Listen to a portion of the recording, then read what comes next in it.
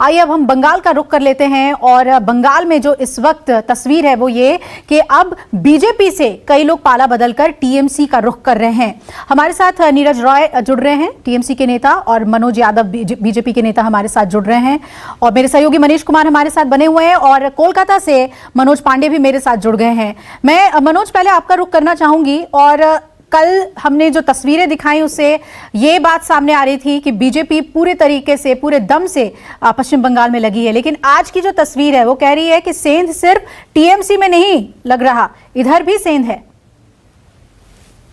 सी बात है, देखिए जिस तरह से लगातार बीजेपी पार्टी इस चीज को दावा कर रही थी कि जो टीएमसी के कई सांसद और कई विधायक उनके संपर्क में है, और उन्होंने कर भी दिखाया। जिस तरह से देखे कि मेदिनीपुर की जो सभा हुई थी, शुभेंदु अधिकारी के नेतृत्व में करीबन 9 जो विधायक थे उन्होंने बीजेपी का दामन थामा है, और जिस तरह से कहे कि पश्चिम बंगाल की जो सियासी पारा है पूरी चरम सीमा पे है। जाहिर सी बात देखे कि जो भाजपा के सांसद है, युवा के प्रदेश अध्यक्ष भी है, और सौमित्रो खान जो विष्णुपुर बांकुड़ा जिला के आता है वहां के सांसद भी है, और उनकी पत्नी आज बकायदा यहाँ पे टीएमसी पार्टी ऑफिस में पहुंची है, और सौगतो राय के नेतृत्व में उन्होंने टीएमसी पार्टी का दामन थामा है। और उनके अंदर किस तरह से देखे कि जो भड़ास था उन्होंने बकायदा बीजेपी के खिलाफ वहां पे बताया है, और साफ तौर पे देखे बड़ी उन्होंने बात कही है कि उनको सुबुद्धि हो वो भी सोचे। तो क्या आने वाले समय में क्या लग रहा है? बिल्कुल मनोज, ये इसी बयान पर मैं आ रही थी, क्योंकि हमने अभी थोड़ी देर पहले उनके बयान को, सुजाता खान के बयान को सुनाया। मैं आपसे जानना चाहूंगी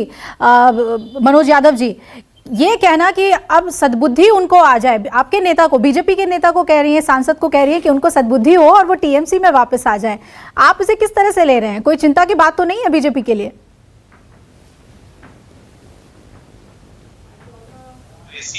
ये बंद कमरों में बैठ करके बड़ी बड़ी रणनीति बनाते हैं, उनके ऊपर भी करारा जनता तमाचा मारने वाली, और सद्बुद्धि जनता को आ चुकी है। सद्बुद्धि ममता बनर्जी को आनी चाहिए, अभी सद्बुद्धि जनता को आ चुकी है। सद्बुद्धि जनता ममता बनर्जी के जितने भी सिपह सलाहकार थे, जो उनके सेनापति थे, वो टूट टूट करके आ गए हैं। तो सद्बुद्धि तो सबको आ रही है, लेकिन ममता दीदी को सद्बुद्धि नहीं आई है। देखिए ये बौखलाहट का क्या कारण है? जिस तरह से बीजेपी की सुनामी चल रही है पश्चिम बंगाल में, उससे स्पष्ट रूप से दिख रहा है कि पश्चिम बंगाल में हम लोग 200 से ज्यादा सीटें जीत करके आ रहे हैं। देखिए बौखलाहट का पहला कारण क्या है? 2016 में लेकिन सेंध तो लगी ना, आपकी पार्टी में एक सेंध तो लगी, सांसद की पत्नी बीजेपी छोड़ जी जा रही है टीएमसी में, सेंध तो इसे मानेंगे ना आप?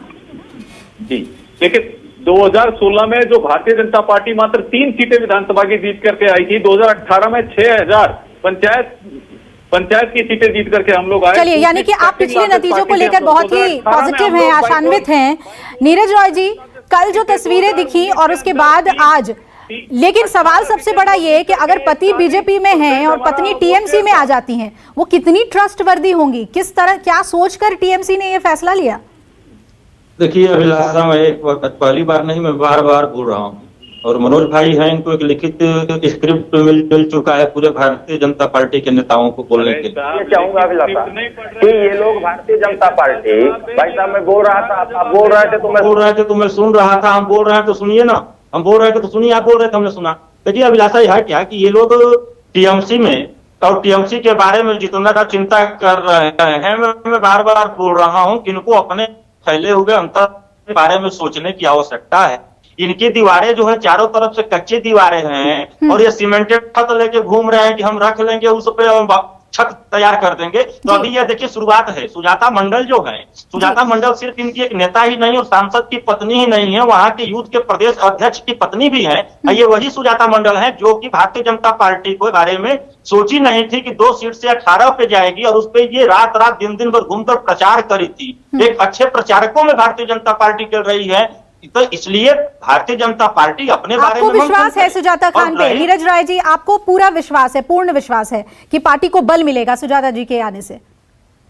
देखिए सुजाता मंडल जी ही नहीं, अभी देखिए ना, एक लंबी फेहरिस्त है। इनके शीर्ष नेता जो हैं अंदर कुपित हो चुके हैं। इनके द्वारा जो लिए गए निर्णय हैं सभी लोगों को अपने में ले आकर, लेकिन पलड़ा जो है वो बहुत बीजेपी का भारी है। 10 लोग थे जो एक ही मंच पर आपको छोड़कर उधर बीजेपी खेमे में चले गए। चलिए मैं आपके पास लौटूंगी, दिल्ली से मेरे सहयोगी मनीष मेरे साथ जुड़े हुए हैं। मनीष, राजनीति में ये होता है कि एक ही परिवार से अलग अलग पार्टी पर लोग चुनाव लड़ते हैं और प्रचार भी करते हैं, पिता पुत्र हो, पति पत्नी हो, बेटे बहू हो, हम लोगों ने कई ऐसे मामले देखे हैं जिसमें अलग अलग पार्टी से लोग चुनाव लड़ते हैं।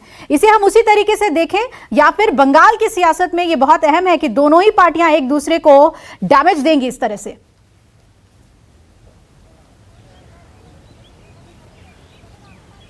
देखिए, आपको बता दें अभिलाषा, इससे कई उदाहरण है। सबसे बड़ा उदाहरण तो मेरे दिमाग में सिंधिया परिवार आ रहा है। विजय राजे सिंधिया को याद कीजिए, इसके बाद आप ज्योतिरादित्य कांग्रेस में थे, भले आज बीजेपी में आगे। उनके पिताजी को याद कीजिए, वो खुद अब कांग्रेस में हुआ करते थे। वसुंधरा जो है वो बीजेपी में हुआ करती थी। लेकिन बंगाल में जिस तरीके से सेंध लगाई है टीएमसी ने, वो एक बहुत ही महत्वपूर्ण है। 34 नेता एक साथ टीएमसी के शनिवार को, आपको याद होगा कि जिसमें 5 विधायक, 1 सांसद, कई और अन्य नेता अमित शाह के रैली में मिदनापुर में भारतीय जनता पार्टी ज्वाइन करते हैं। वो बहुत ही बड़ा आघात था तृणमूल कांग्रेस के लिए। लेकिन एक ज्वाइनिंग जिस तरीके से आज हुई है, वो जरूर तृणमूल कांग्रेस को एक बल देगी। और इसी वजह से आप देखिए, प्रशांत किशोर और कैलाश विजयवर्गीय के बीच जो एक ट्विटर वार जो छिड़ा हुआ है, और प्रशांत किशोर चैलेंज कर रहे हैं कि दहाई का आंकड़ा बीजेपी पार नहीं कर पाएगी, तो जाहिर तौर पर तृणमूल कांग्रेस के लिए कहीं ना कहीं एक संबल का काम करेगा। और इस तरीके से वह और नेताओं में सेंध लगाने की कोशिश करेगी। कई जो तृणमूल कांग्रेस के नेता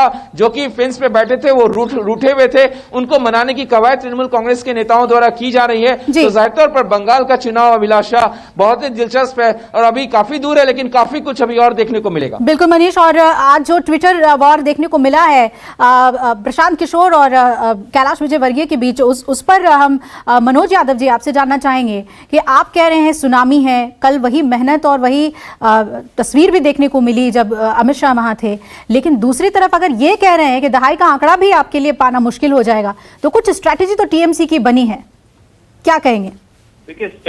देखिए प्रशांत किशोर जी कितने बड़े स्ट्रेटेजिस्ट है, पूरा देश जानता है। लेकिन ऐसे स्ट्रेटेजिस्ट केवल एसी के बंद कमरों में बैठ करके काम करते हैं। भारतीय जनता पार्टी एक केडर बेस्ड पार्टी है। भारतीय जनता पार्टी लोकल चुनाव से लेकर के लोकसभा चुनाव तक हमारा शीर्ष नेतृत्व उतरता है, और हम लोग भली बात ये आश्वस्त हैं। हम लोग दावे से कह रहे हैं 200 से ज्यादा हम लोग सीटें जीतने वाले। दहाई का आंकड़ा तो टीएमसी पार नहीं कर पाएगी।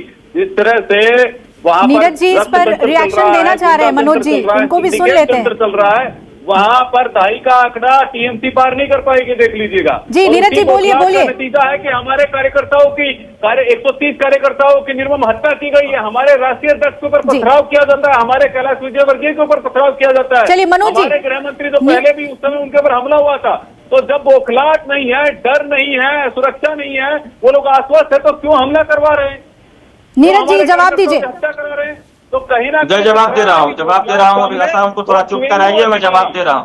अधिकारी जैसे सुनिए मनोज भाई सुनिए, आपको बता दो मनोज भाई, आप राजनीति में जो है अपनी पार्टी के कैडर पे जो बता रहे हैं ना, उसमें भी राजनीतिक स्तर पे आप अनमेच्योर हैं, अभी मेच्योर है। क्या प्रशांत किशोर को जितना तृणमूल कांग्रेस नहीं जान रही है भाई साहब, उससे कहीं ज्यादा प्रशांत किशोर तृणमूल कांग्रेस को जान रहे हैं। और आपको बता दूं कि तृणमूल कांग्रेस से पहले 2014 में पीआर का काम प्रशांत किशोर आपके मोदी जी के लिए किए थे। विजयवर्गीय जी शायद इस चीज को नहीं जान रहे और आप भी नहीं जान रहे हैं। तो प्रशांत किशोर जो चीज बोलेंगे ना, आप उससे बहुत बेहतर बोलेंगे और आपके बारे में। और रही बात शुभेंदु अधिकारी की, अरे मुकुल राय को भी आप ले गए, शुभेंदु अधिकारी को भी आप लेते गए, ममता दीदी जनता पर विश्वास है। भाई साहब आप अपने लोगों को आपको विश्वास नहीं है, और जनता की बात छोड़ दीजिए। आपकी आज आपकी हताशा बता रही है कि आप क्या है। ममता दीदी के बारे में छोड़ दीजिए, क्योंकि ममता दीदी के बारे में आप बात नहीं कर पाएंगे। नमस्कार, मैं हूं मानक गुप्ता। अगर आपको हमारा ये वीडियो पसंद आया हो तो इसे लाइक और शेयर जरूर करें, और हाँ, हमें सब्सक्राइब और फॉलो करना ना भूलें, ताकि आप देश और दुनिया की कोई खबर मिस ना करें। तो जुड़े रहिए हमारे साथ और देखते रहिए News 24।